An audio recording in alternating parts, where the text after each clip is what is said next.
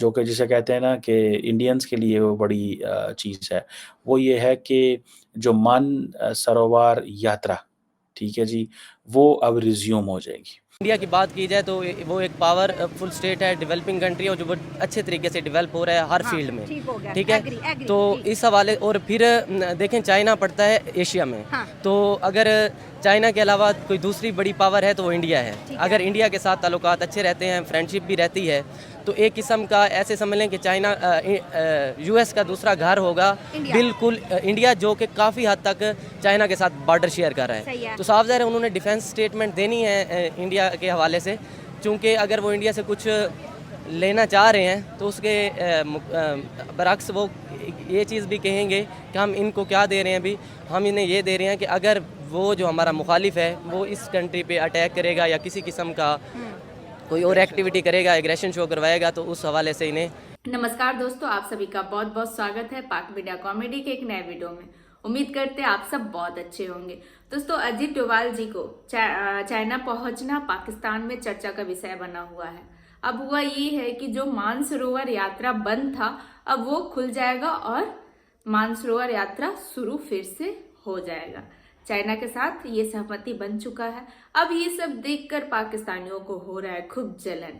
बहुत सारा एग्रीमेंट भी हुआ है, जो सीमा हमारा विवाद था उस मुद्दों पर भी बात हुआ है। अब ये सब देखकर पाकिस्तानियों को खूब हो रहा है जलन, क्योंकि कल तक जो चाइना था वो पाकिस्तान का अब्बू था। अगर पाकिस्तान को सबसे ज्यादा कोई भीख देता था वो है चाइना। अब इसके बाद क्या पाकिस्तान को भीख मिलेगा?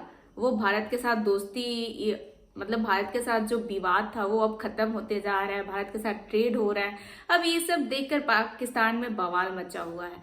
आप क्या सोचते हैं? अपनी राय कमेंट में जरूर दीजिएगा। तो आइए देखते हैं आज का ये वीडियो। दोस्तों, एक बड़ी अनप्रेसिडेंटेड सी चीज़ हो रही है जिसको कहा यह जा रहा है कि वो जिसे कहते हैं ना हार्ड अर्न्ड पीस। भारत और चाइना के दरमियान एक हार्ड अर्न्ड पीस जो है वो सामने आ रहा है। आपको पता है कि भारत के national security adviser Ajit Doval साहब जो हैं वो गए हुए थे चाइना और वो सुनने में आया कि जो पेट्रोल एग्रीमेंट है, बॉर्डर पेट्रोल एग्रीमेंट है, उसके ऊपर भी पहुँच गए हैं।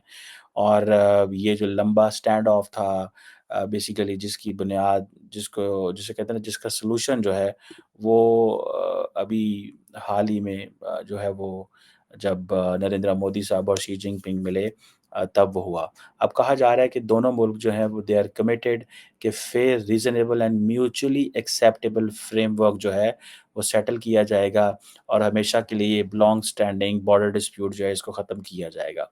और मैं समझता हूँ कि भारत ने बड़ी समझदारी एंड इन अ कनिंग वे चीज़ों को रिज़ॉल्व किया है। और वो किसी किस्म की वो जिसे कहते हैं ना जो जिंगोइज़्म आ रही थी एक तरफ इंडिया जो जिंगोइज़्म दिखा रहा था लेकिन on the country back channel अपने जो मुज़ाकरात है वो टेबल से नहीं उतर रहा था, टेबल से नीचे नहीं उतरा टेबल से नीचे नहीं हटा।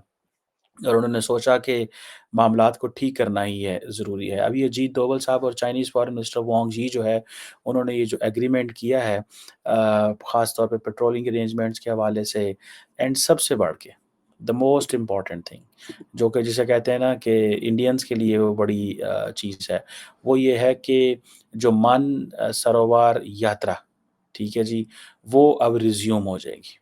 और ये जो बेसिकली जो मानसरोवर यात्रा जो है, ये एक ट्रांस बॉर्डर ज़ाहिर बात है along with the trans border river cooperation ये एक वो जो 6 कंसेंसस एरियाज़ हैं, उनमें से एक है। सो इसी तरह जो एक नथुला बॉर्डर ट्रेड है, वो भी अब शुरू होगी। सो ये आप समझ लें कि दोनों मुल्क जो हैं, वो ये कह रहे हैं कि हमें इन मामलात को इमीडिएटली सॉल्व करना है और इसके ऊपर बढ़ के अगर देखा जाए तो इंडिया जो है उसको एक एडवांटेज ये भी मिला है कि चाइनीज़ की जो गुडविल है वो सामने नज़र आ रही है। उसकी वजह ये है कि इंडियन जो नेशनल सिक्योरिटी एडवाइज़र थे अजीत डोभाल साहब जब वो चाइना गए तो उनको चाइना के जो वाइस प्रेज़िडेंट हैं हान जैंग उन्होंने भी मुलाकात की। ये भी बहुत सारे लोगों का कहना ये है कि ये एक इम्पॉर्टेंट चीज़ है और ये आप समझ लें कि जो स्पेशल रिप्रेजेंटेटिव हैं, इनकी मीटिंग, फैसले लेना और प्राइम मिनिस्टर्स के पीछे से सपोर्ट मौजूद होना और इस चीज़ को फाइनल करना कि जी fair, reasonable, mutually acceptable solution जो है वो दोनों मुल्कों को मिलेगा। ये एक जिसे कहेंगे ना इसको तमाम दुनिया बड़ी हैरानगी से देख रही है। जो मसला 2020 में जिसे कहते हैं ना प्रॉब्लम बना था वेस्टर्न सेक्टर के ऊपर इंडिया चाइना बॉर्डर के ऊपर, वो समझ लें कि उन्होंने अक्टूबर 2024 में 4-5 साल के गैप के बाद वो अपनी चीज़ें ठीक कर ली और दोनों जो स्पेशल रिप्रेजेंटेटिव हैं, वो कह रहे हैं कि जी पीस एंड ट्रैंक्विलिटी दोनों इसी की बात कर रहे हैं। इसका जब मैं एनालिसिस करता हूँ, जब इस चीज़ को मैं अंडरस्टैंड करने की कोशिश करता हूँ, तो इसमें ज़ाहिर बात है दोनों मुल्क इक्वली जो है वो फ़ायदे में है। मुझे ऐसा लगता है चाइना ज़्यादा फ़ायदे में है, वो कैसे? चाइना देखें, चाइना के स्टेक्स बड़े हैं। चाइना का जो मुकाबला है वो अमेरिका से है।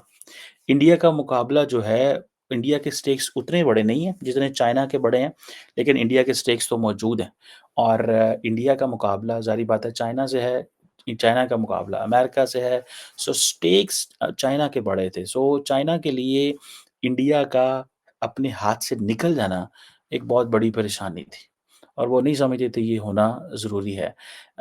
और ये अगर चीज़ हो जाती कि इंडिया कंप्लीटली अमेरिकन फ़ोल्ड में चला जाता।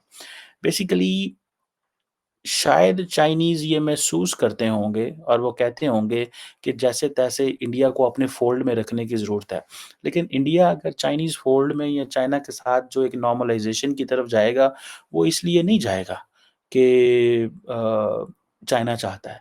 वो इसलिए जाएगा बिकॉज़ इंडियंस की ये प्रिंसिपल पोज़ीशन है कि हमें किसी के साथ भी डिसएंगेज नहीं रहना सिवाय पाकिस्तान के। ये वो कहते हैं। कि सब मुल्कों के साथ एंगेज करना है सिवाय पाकिस्तान के, ठीक है जी। अब चाइना जो है, वो उसके लिए इम्पोर्टेंट ये है कि अगर इंडिया जो है वो एक न्यूट्रल पोज़ीशन ले लेता है और अमेरिका की नहीं सुनता, जो कि मैं ज़ाती तौर पे समझता हूँ कि चाइनीज़ शायद गलती कर रहे हैं। देखिए इंडियंस जो है ना, वो भले अमेरिका की ना सुने, लेकिन वो चाइना के डायरेक्ट कॉम्पिटिटर हैं। उनको इस चीज़ का पता है कि इंडियंस को कि अगर हमने चाइना से कॉम्पिटिशन करेंगे, अपने आप को पिच करेंगे, तो वो जो वेस्टर्न सपोर्ट आ रही है, वो आती रहेगी, पर्टिकुलरली अमेरिकन सपोर्ट आती रहेगी। ठीक है? So for example, when India is arming Philippines with the BrahMos missile, when India is going for जो पेट्रोलिंग करेगा South China Sea with the western forces, when India is going for जो coast guard की training under the Quad framework करेगा, तो that is something important. या फिर ये है कि चाइनीज़ ये समझते हैं कि अगर हमने एक गुडविल जेस्चर इंडिया को ना दिया, तो फिर we are in a difficult situation, हम मुश्किल में आ जाएँगे। सो यही वजह है, कहा जा रहा है कि जो चाइनीज़ है वो एक 6 पॉइंट कंसेंसस लेके आए हैं। तो ये था आज का वीडियो। आज के वीडियो के बारे में आप क्या सोचते हैं? अपनी राय कमेंट में जरूर दे। आखिरकार जो हमारा मानसून यात्रा बंद था, अब वो शुरू हो जाएगा। और आप क्या सोचते हैं? अपनी राय कमेंट में जरूर दे। वीडियो अच्छा लगता है तो लाइक शेयर करें, चैनल पर नए हैं तो चैनल को सब्सक्राइब भी कर ले और बेल आइकॉन भी प्रेस करें ताकि लेटेस्ट वीडियो का नोटिफिकेशन आपको मिलता रहे। तो फिर आपसे मिलता है अगले वीडियो में। अपना ख्याल रखें। जय हिंद, जय भारत।